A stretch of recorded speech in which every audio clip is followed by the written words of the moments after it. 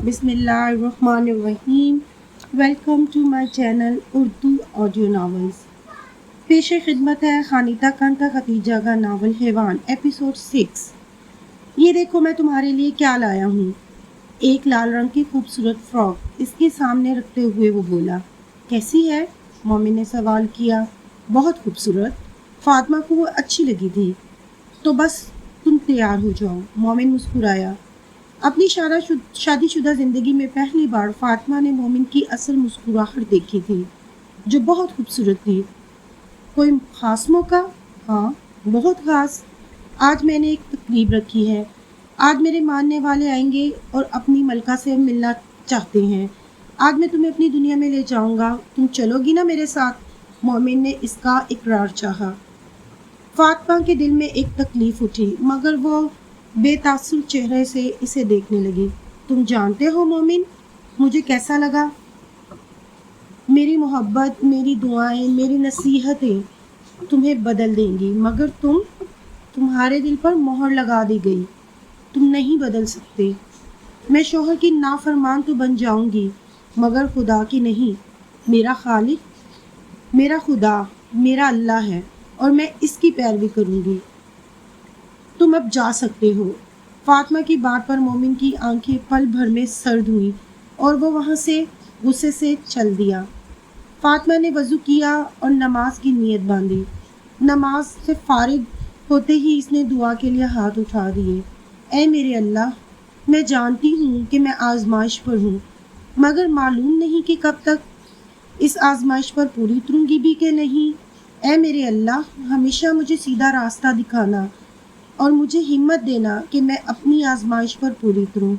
बेशक तू सुनने वाला है। दुआ मांगते ही वो पुरसुकून हो गई। तुझे क्या सुनाऊं मेरे खुदा, तेरे सामने मेरा हाल है।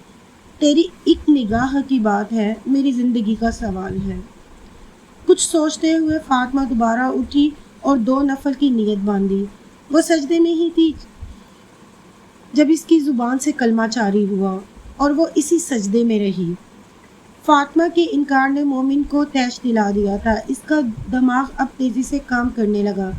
ये इसकी ही ढील का नतीजा था कि फातिमा इसके सामने इतनी बहादुरी से खड़ी हुई थी, मगर वो गलत था। ये इसकी ढील का नतीजा नहीं, बल्कि एक मोमिन का अपने खुदा पर यकीन था। यकदम इसके दिमाग में एक ख्याल आया और एक शैतानी मुस्कुराहट इसके चेहरे पर दर आई। इसने एक नज़र अपने लोगों को देखा, जो सब अब इसे ही देख रहे थे। तारीख गवाह है, ए शैतान के मानने वालों, हर बार हम एक इंसान की बलि चढ़ाते थे ताकि हम शैतान को खुश कर सकें। हम इसे बता सकें कि हमारी जानें इसके लिए ही हैं। इसीलिए मलका ने फैसला किया है कि इस बार हम शैतान के लिए एक बहुत बड़ी बलि देंगे।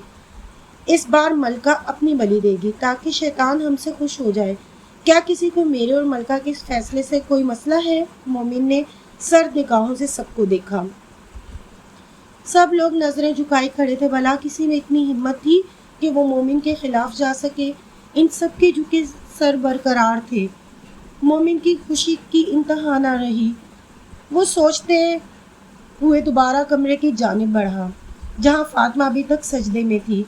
मोमिन मुस्कुरा दिया इसे यूं देखकर। अफसोस कि ये तवील सजदे भी तुम्हें नहीं बचा सकेंगे। आज मैं तुम्हें बताऊंगा फातिमा कि तुम्हारा खुदा कुछ भी नहीं है। मकरू हंसी हंसते वो इसकी तरफ बढ़ा, मगर वो इसके करीब जाने की बजाय वहीं सोफे पर बैठकर इसका इंतज़ार करने लगा। 5, 10, 15, 20-25 मिनट गुजर गए, मगर वो सजदे में ही रही।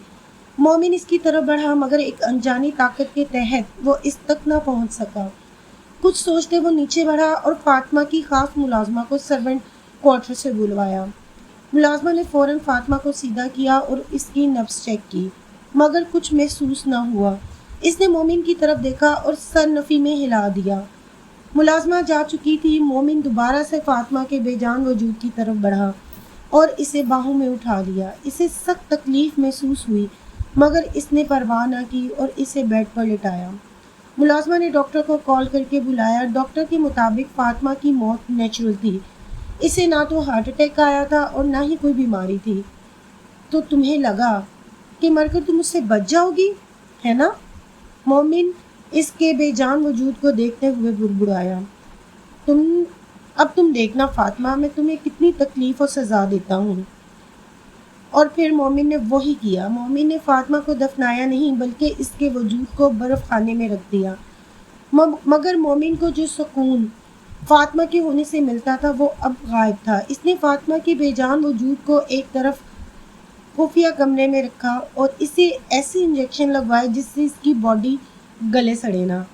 اب یہی فاطمہ کی سزا تھی، اسے مٹی نصیب نہیں ہوئی۔ واقعی میں کچھ لوگوں کی آزمائش مرنے کے بعد بھی ختم نہیں ہوتی، اور فاطمہ بھی انہی میں سے ایک تھی۔ وہ خدا کے پسندیدہ بندوں میں سے تھی، اسی لیے اس کی آزمائش اتنی لمبی تھی۔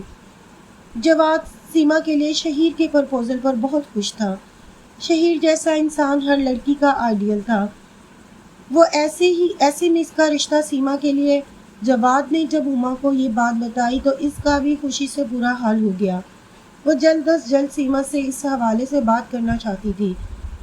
کلاس آف ہونے کی صورت میں سیما گھر جلدی آ گئی۔ السلام علیکم، سیما نے سلام کیا۔ وعلیکم السلام، ہما نے جواب دیا۔ آج جلدی آ گئی؟ جی آپی، آج آف تھا، مجھے پتہ نہیں تھا۔ اچھا چلو منہ ہاتھ دھوؤ، میں کھانا لگا دیتی ہوں۔ ہما کی بات پر وہ سر ہلائے کمرے کی جانب بڑھ گئی۔ آج جو کچھ اس نے سنا اور دیکھا تو اس سے وہ بہت ڈر گئی تھی، مگر اسے مومن کی بات مانتے ہوئے ان سب چیزوں کو دماغ سے دور رکھنا تھا۔ کھانے کی ٹیبل پر ہما اور جواد اسے عجیب نظروں سے دیکھ رہے تھے۔ پہلے پہل تو اس نے کوئی نوٹس نہیں لیا، مگر اب حد ہو گئی تھی۔ کیا مسئلہ ہے؟ وہ چمچ پٹک کر بولی۔ کوئی مسئلہ نہیں۔ نہیں، بالکل نہیں، دونوں میاں بیوی ایک ساتھ بولے۔ میں پاگل نہیں ہوں، بتائیے مجھے کیا ہوا ہے؟ سیما کے پوچھنے پر ہما نے ہمت کرتے بات شروع کی اور سیما کو شہیر کے پرپوزل کے بارے میں بتایا۔ مگر آپ ہی میں پڑھنا چاہتی ہوں۔ ابھی سیما لاؤنج میں بیٹھی چائے کا کپ ہاتھ میں تھامے ہوئے بولی۔ تو بیٹا پڑھائی کو کون منع کر رہا ہے؟ بس ہم چاہتے ہیں کہ تمہارا فیوچر سیکیور ہو جائے، جواد بولا۔ مگر دیکھو سیما، ہم تمہارے دشمن نہیں، اور آج کل کے دور میں ایسے رشتے بار بار نہیں ملتے، اسی لیے تم پلیز مان جاؤ، اور میں وعدہ کرتی ہوں کہ تمہاری پڑھائی پر کسی قسم کا کوئی سمجھوتا نہیں ہوگا۔ ہما کی بات پر سیما نے کچھ پل کو سوچا، پھر اقرار میں سر ہلا دیا۔ اوکے آپی، جیسا آپ لوگ چاہیں، مگر میری ایک شرط ہے، سیما فوراً بولی۔ ہاں بتاؤ، جواد نے پوچھا۔ ابھی صرف منگنی ہوگی اور نکاح میرا پہلا سال مکمل ہونے کے بعد۔ سیما کی شرط پر ہما کا منہ بن گیا۔ بھلا یہ کیسی شرط ہوئی؟ مرضی ہے آپ لوگوں کی، اگر ہاں کروانی ہے تو یہی شرط ہے میری، سیما آنکھیں گھماتے ہوئے بولی۔ ٹھیک ہے، ہمیں کوئی مسئلہ نہیں۔ ہما کے بولنے سے پہلے ہی جواد بول پڑا، جس پر سیما خوشی سے اپنے کمرے میں چل دی۔ جواد، یہ کیا بات ہوئی بھلا؟ ہما جواد سے پوچھنے لگی۔ ہما، کیا ہو گیا ہے بھائی؟ اتنی بڑی بات تو نہیں، بس ایک چھوٹی سی شرط ہے، اور میری مانو تو اب ہمیں مزید سیما کو کسی بھی چیز کے لیے پریشرائز نہیں کرنا چاہیے، جواد نے اسے سمجھایا، جس پر اس نے اپنا سر اس بات میں ہلا دیا۔ سیما کی شرط کو مد نظر رکھتے ہوئے جواد نے شہیر سے بات کی تھی، جس پر وہ راضی ہو گیا۔ سیما کے مرض ہوتے ہی ان دونوں کی منگنی طے کر دی گئی۔ تیز تیز قدم اٹھاتے سیما کلاس کی جانب دوڑی چلی جا رہی تھی۔ وہ لیٹ ہو گئی تھی، اور کلاس تھی بھی مومن کی، وہ کسی طور بھی اسے مس نہیں کر سکتی تھی۔ میں آئی کم ان سر؟ اس نے اجازت چاہی۔ You are late for this class miss Noor, Momin سپاٹ لہجے میں بولا۔ سیما کی طرف دیکھنا بھی گوارا نہیں کیا۔ وہ بورڈ پر کچھ لکھتے ہوئے سیما سے مخاطب ہوا تھا، جس پر سیما کو سبکی محسوس ہوئی۔ سوری سر، آئندہ میں لیٹ نہیں ہوں گی، وہ شرمندہ سے بولی۔ یہ پہلی بار تھا یا آخری بار؟ مومن ہنوز بورڈ پر لکھ رہا تھا۔ آخری بار سر، جو کہ سر کے ساتھ اس نے جواب دیا۔ کم آن۔ مومن کی اجازت پر وہ جلد ہی روم میں انٹر ہو گئی، مگر اصل مسئلہ اب شروع ہوا تھا۔ پوری کلاس میں صرف ایک ہی سیٹ خالی تھی، وہ بھی آہل کے ساتھ والی۔ اب کیا کروں؟ وہ انگلیاں مڑوڑتے خود سے بولی۔ مس نور، اب آپ تشریف رکھیں گی کیا؟ مومن نے چپتے ہوئے لہجے میں پوچھا۔ سر وہ سیما نے سیٹ کی طرف اشارہ کیا۔ مومن نے تیکھی نظروں سے اسے دیکھا تو لاسٹ پر آہل بیٹھا تھا اور اس کی ساتھ والی سیٹ خالی تھی۔ کیا وہ مس نور، کیا آپ کو سیٹ کا کلر پسند نہیں آیا یا جگہ، یا پھر آپ یہ چاہتی ہیں کہ کلاس میں لیٹ آنے پر آپ کو آپ کی مرضی کی جگہ دی جائے؟ شہزادی آئی ہیں نا کلاس میں۔ اتنی انسلٹ پر سیما کی آنکھیں نمکین پانی سے بھر گئی۔ اب کھڑی کیا ہیں، جائیے بیٹھیے، مومن تنزیہ لہجے میں بولا تو سیما مرے مرے قدم اٹھاتی آہل کے ساتھ جا کر بیٹھ گئی۔ اتنی دیر میں وہ اپنے اوپر اٹھتی تمسخرانہ نگاہیں اچھے سے محسوس کر رہی تھی۔ دیکھو تو ایسے معصوم بن رہی ہے جیسے اسے جانتی ہی نہ ہو۔ ہاں، پارسا ہونے کا تو جھوٹا ڈھونگ بھی تو رچایا تھا نا۔ رو تو یوں رہی ہے جیسے پتہ نہیں کتنا ظلم ہو گیا ہو۔ ڈرامے تو دیکھو، ایک تو اپنے عاشق کے ساتھ بیٹھی ہے اور یوں بنایا ہے منہ جیسے پتہ نہیں کون سا ظلم کر دیا ہو۔ ایک بار پھر اسے اپنے کردار کو لے کر سرگوشیاں سنائی دی۔ اپنے لب سختی سے بھینچ لیے اس نے۔ ایک زخمی نگاہ اپنے ساتھ بیٹھے آہل پر ڈالی جو مصروف سا لیکچر نوٹ کر رہا تھا، اور دوسری نگاہ مومن پر جو آرام سے لیکچر ڈیلیور کر رہا تھا۔ لیکچر ختم ہوتے ہی اس کی بس ہو گئی تھی۔ وہ جھٹکے سے اپنی جگہ سے اٹھی تیزی سے کمرے سے باہر نکل گئی، مگر اب کی بار آہل نے اس کا پیچھا کیا تھا۔ گراؤنڈ میں پہنچتے ہی وہ ایک الگ تھلگ جگہ پر جا بیٹھی۔ رکے ہوئے آنسو آنکھوں سے چھلک پڑے۔ تمہیں رونے دھونے کے علاوہ کوئی کام نہیں کیا؟ اس کے سامنے کھڑے ہوتے ہوئے آہل نے بیزاری سے پوچھا۔ سیما نے زخمی نگاہوں سے اسے گھورا، جس کا اس پر خاطر خواہ اثر نہیں ہوا، اور سیما کا ہاتھ سختی سے دبوچے زبردستی سے اپنے ساتھ اسی ویران گوشے میں لے گیا جہاں اسے ہمیشہ لے جاتا تھا۔ چھوڑو میرا ہاتھ، سنا تم نے؟ چھوڑو مجھے۔ تم گھٹیا ذلیل انسان، خود کو سمجھتے کیا ہو؟ چھوڑو مجھے ورنہ کمپلین کر دوں گی میں تمہاری۔ میں کہتی ہوں گھٹیا انسان، چھوڑ دو مجھے۔ تمہارے ماں باپ نے تمہیں کچھ نہیں سکھایا؟ درندے، چھوڑو مجھے، غلیظ ہو تم۔ اسے خوبصورت سے الفاظ سے نوازتے وہ اونچا اونچا چلائی۔ آہل نے ایک جھٹکے سے اسے درخت کے ساتھ لا کھڑا کیا۔ درندہ، غلیظ، گھٹیا، ذلیل، اور کیا بولی؟ میرے ماں باپ نے مجھے تمیز نہیں سکھائی؟ آہل سرد لہجے میں بولتا اس کی سانسیں بند کرنے کے در پر تھا۔ سیما کی آنکھوں میں دوبارہ خوف اتر آیا۔ کہو تو تمہیں دکھاؤں یہ درندہ کیا کر سکتا ہے؟ بولتے ہی اس کا ہاتھ سیما کے اسکارف کی طرف بڑھا۔ سیما خوف سے آنکھیں بند کیے سر زور سے نفی میں ہلانے لگی۔ نہیں نہیں، تمہاری وجہ سے سب نے میری کردار کشی کی۔ مجھے گری ہوئی لڑکی بولا، میں لڑکے پھانستی ہوں؟ ایسا بولے سب میرے بارے میں، صرف تمہاری وجہ سے۔ نفرت ہے مجھے تم سے، وہ روتی ہوئی بولی۔ آہل نے ایک لمبی سانس کھینچی اور سیما کا خراب ہوا اسکارف صحیح کر کے پیچھے ہٹا۔ سیما نے ڈر کر آنکھیں کھولی تو نظریں آہل کی پشت پر ٹھہر گئی۔ وہ دوسری جانب رخ کیے مٹھیاں بھیجتا اپنے غصے پر قابو پانے کی کوشش کر رہا تھا۔ تم لڑکیوں کا پرابلم پتہ ہے کیا ہے؟ تم لڑکیوں کو لگتا ہے کہ عزت صرف تمہاری ہے، ہم لڑکوں کی تو کوئی عزت ہی نہیں۔ وہ جن لوگوں کے تانے تم مجھے مار رہی ہو نا، یہی لوگ اٹھتے بیٹھتے میری عزت کی دھجیاں اڑاتے ہیں۔ مجھے ویمپائر اور پتہ نہیں کیا کیا کہتے ہیں۔ مجھے دیکھا ہے کبھی روتے؟ تمہارے رونے یا نہ رونے سے مجھے کوئی فرق نہیں پڑتا، یہ سب تمہاری وجہ سے ہوا ہے۔ نہ تم سر کو وہ بکواس کرتے اور نہ ہی مجھے یہ دن دیکھنا پڑتا۔ سیما ہچکیوں کی صورت روتی ہوئی بولی۔ کیا بکواس کی میں نے؟ بولو ایسا بھی کیا کہہ دیا ہے میں نے؟ بس اتنا ہی کہا تھا نا کہ تم میرے ساتھ تھی، بس یہی تو بولا۔ یہ تو نہیں بولا تھا نا کہ تمہارے اور میرے درمیان کچھ ہے؟ دماغ ہے کہ نہیں تمہارے پاس؟ آہل اس پر چلایا اور زور سے درخت پر مکہ مارا، جس سے اس کے ہاتھ سے خون کی کچھ بوندیں نکلنا شروع ہو گئی۔ آہ! سیما چلائی اور دونوں ہاتھ اپنے چہرے پر رکھ لیے۔ تھوڑی دیر بعد چہرے سے ہاتھ ہٹائے تو اس کی نظریں اس کے ہاتھ پر گئیں جہاں سے خون کی بوندیں اب زمین پر گر رہی تھیں۔ خون! سیما کی آنکھیں خوف سے پھیل گئیں۔ تو تمہیں چوٹ لگی ہے؟ اس نے کانپتی انگلی سے آہل کے ہاتھ کی طرف اشارہ کیا اور کچھ سوچتے ہوئے تیزی سے بیگ سے رومال نکالا اور آہل کا ہاتھ پکڑنے کی کوشش کی۔ ڈونٹ، آہل نے منع کیا۔ سیما نے اس کی ایک نہ سنی اور ہاتھ پکڑ کر رومال سے خون صاف کرنے لگی۔ اس کا بدن ہلکے ہلکے کانپ رہا تھا۔ آہل چپ چاپ غور سے اس کی حرکت دیکھ رہا تھا، یا یوں کہنا بہتر ہوگا کہ اس کا جائزہ لے رہا تھا۔ مجھے جانا ہے، خود پر آہل کی نظریں محسوس کرتے وہ ہلکی آواز میں بولی۔ آہل کا ہاتھ چھوڑے رومال پر اس کی گرفت سخت ہو گئی تھی۔ تو میں کیا کروں؟ باہوں میں اٹھا کر لے جاؤں؟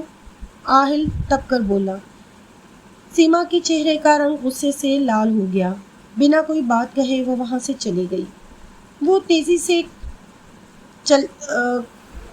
تیز قدموں سے چل رہی تھی تاکہ کوئی اسے غلطی سے بھی آہل کے ساتھ نہ دیکھ لے، اور اسی تیزی میں اس کی ٹکر ایک گروپ کی کچھ لڑکیوں سے ہو گئی۔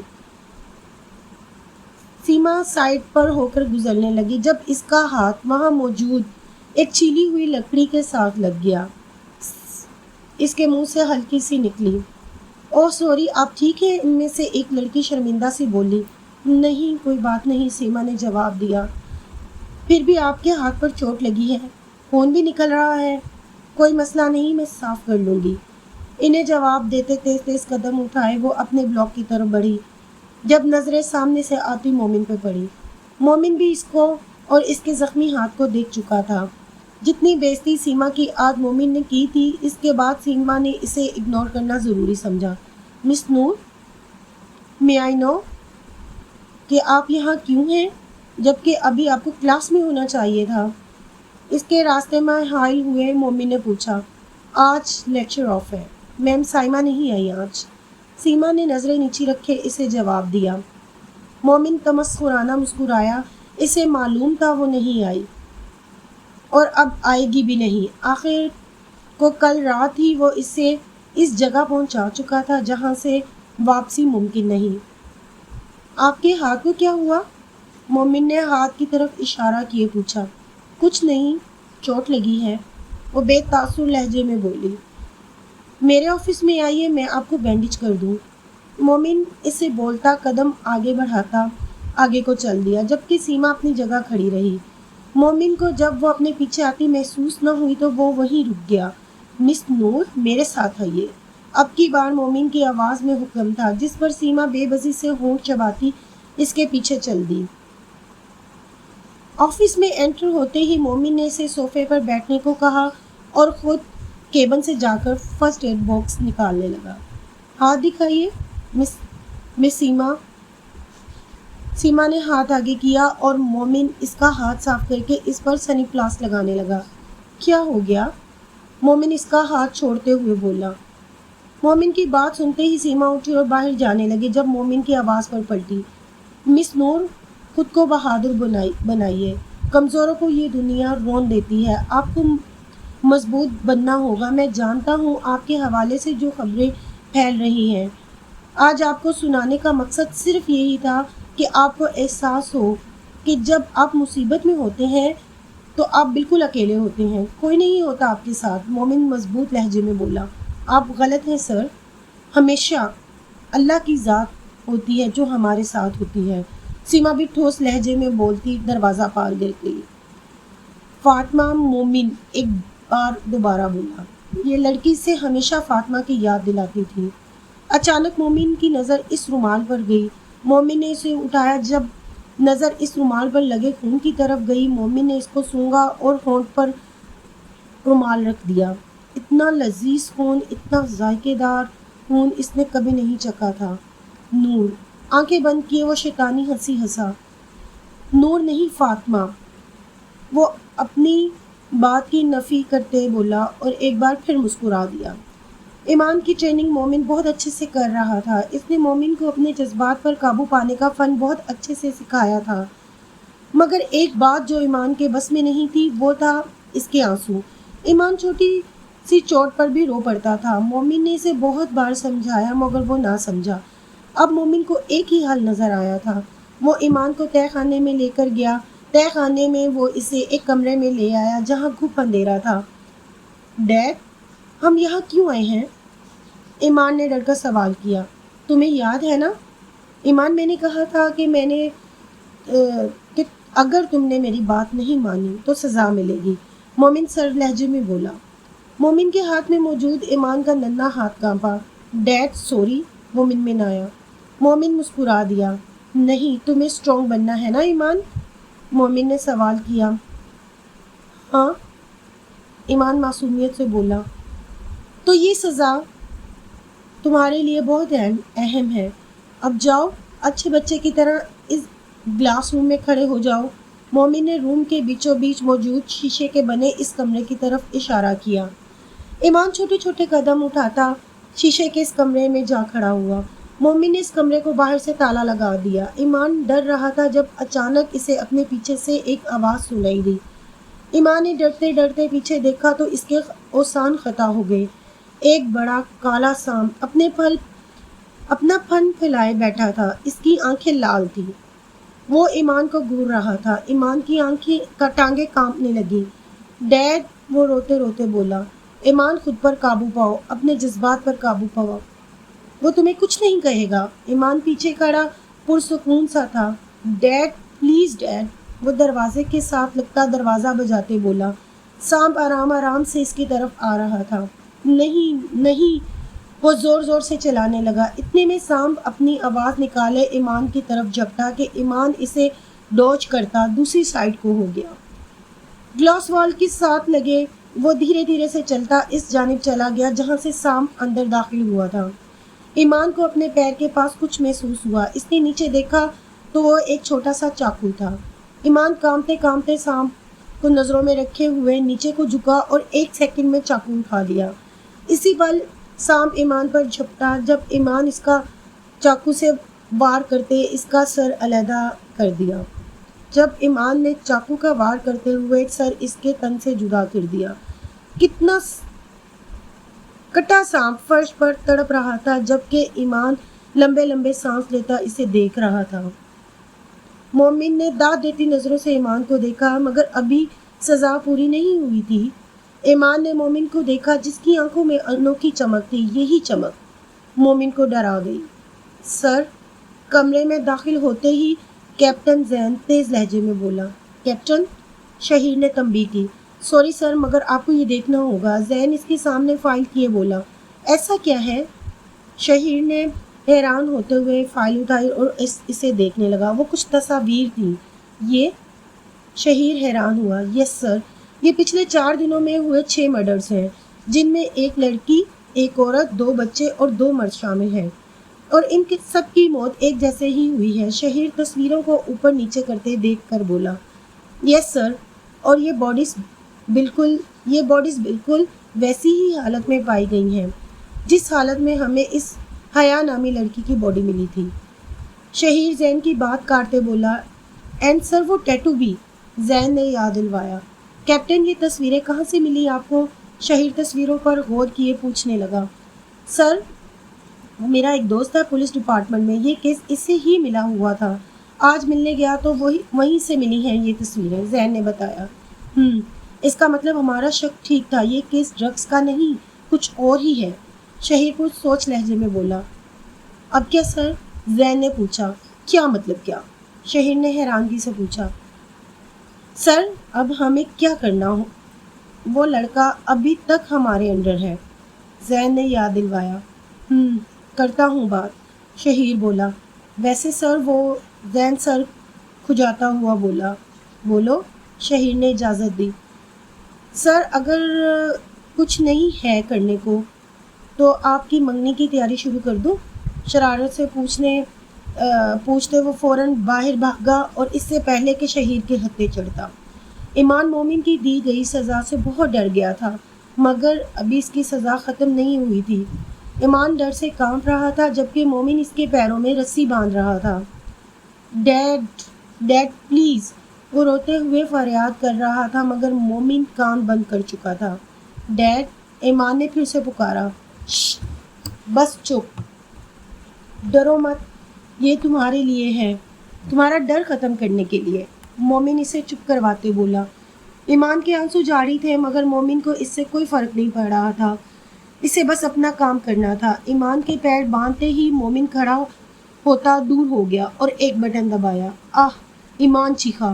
بٹن دبانے سے اس کے پیروں میں بندھی رسی کھچ گئی جس کی وجہ سے ایمان الٹا لٹک رہا تھا۔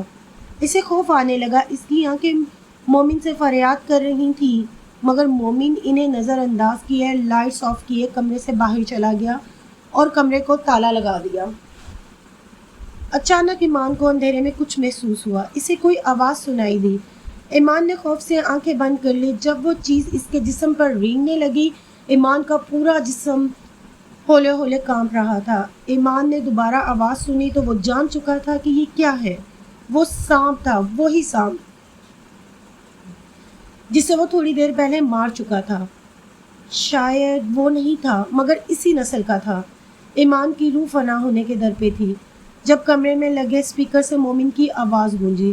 تمہیں ڈرنا نہیں ہے ایمان، یاد رکھو تمہیں مضبوط بننا ہے، یہ سزا نہیں امتحان ہے تمہارا جسے تمہیں ہر صورت پاس کرنا ہے۔ مومن کی سخت آواز سے ایمان نے ہمت پکڑی، اسے کسی بھی طور مومن کے بنائے گئے معیار پر پورا اترنا تھا۔ اسے نہیں معلوم تھا کہ مومن اسے دیکھ رہا ہے یا نہیں مگر اس نے سر ہاں میں ہلا دیا۔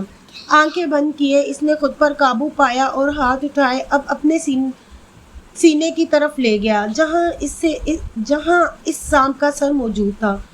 سانپ کو سر کے نیچے سے ایک ہاتھ سے پکڑے اور دوسرے سے اس کی دم والا حصہ پکڑے۔ ایمان نے ایسے ہی آنکھیں بند کیے اسے زور سے کھینچا۔ اس کے ہاتھوں میں موجود سانپ پڑپڑانے لگا مگر ایمان نے ہمت نہیں ہاری اور آنکھیں بند کیے اتنی زور سے کھینچا کہ اس کے دو حصے ہو گئے۔ ایمان نے آنکھیں کھولی، پرسکون سی سانس خارج کی اور اس کے دونوں ٹکڑوں کو زمین پر پھینک دیا۔ وہ خود کو مکمل طور پر پرسکون بھی نہیں کر پایا تھا کہ اچانک اس کی رسی ڈھیلی ہو گئی اور وہ نیچے جا گرا۔ اسے تکلیف محسوس ہوئی مگر اپنی تکلیف پر وہ پورے طریقے سے بھی قابو نہ پا سکا تھا جب ایک بار پھر سانپ کی آواز اس کے کانوں سے ٹکرائی۔ ایمان کی آنکھیں حیرت سے بڑی ہو گئیں، اس نے ارد گرد نظریں دوڑائیں۔ جب اسے سیٹ میں کچھ ہلتا محسوس ہوا، ایمان نے اپنا دھیان اس طرف لگایا تو وہاں اسی نسل کا ایک اور سانپ تھا جو اپنے پن پھیلائے لال آنکھیں لیے اسے گھور رہا تھا۔ اس کی وحشتناک آنکھوں سے ایمان کو ڈر ضرور محسوس ہوا مگر اتنا نہیں جتنا ڈر اسے پہلے لگا تھا۔ سانپ سے ڈرنے کی بجائے ایمان کا دماغ تیزی سے اسے مارنے کے آئیڈیاز کی طرف جا رہا تھا۔ اندھیرے میں ادھر ادھر اس نے نظریں دوڑائیں مگر اسے کچھ نہیں ملا۔ اپنے ہاتھ اٹھائے ایمان نے اس بار ہاتھوں کو غور سے دیکھا۔ اب انہی ہاتھوں کو اس کی طاقت بننا تھا، انہی ہاتھوں کو اس کا ساتھ دینا تھا اور اس نے وہی کیا۔ اپنے انہی ہاتھوں سے اس نے وہ کر دکھایا جو مومن اسے چاہتا تھا۔ اس کمرے میں اسی نسل کے بیشتر سانپ تھے۔ ایمان پوری رات اپنا بچاؤ کرتا انہیں ختم کرنے کی مہم پر تھا۔ ایمان صبح تک اسی کمرے میں بند رہا تھا اور مومن بھی صبح تک اس کی تمام کارروائی نہایت پرسکون انداز سے دیکھ رہا تھا۔ ہونٹوں پر ایک مطمئن مسکراہٹ قائم تھی۔ صبح ہوتے ہی مومن نے کمرے میں لگا کیمرہ بند کیا، کرسی سے پشت ٹکائے وہ اپنی مخصوص قسم کی دھن بجانے لگا۔ تھوڑی دیر میں مومن اس کمرے کی جانب بڑھا اور کمرے کا دروازہ کھولا۔ ایمان، مومن نے پکارا تو ایک وجود کمرے سے باہر نکلا مگر وہ کوئی بچہ نہیں تھا، وہ تو بچے کے بھیس میں کوئی مرد تھا، کچھ اور تھا۔ اس کی آنکھیں ہر درجہ سنگین تھیں، چہرے پر بھی سختی در آئی تھی۔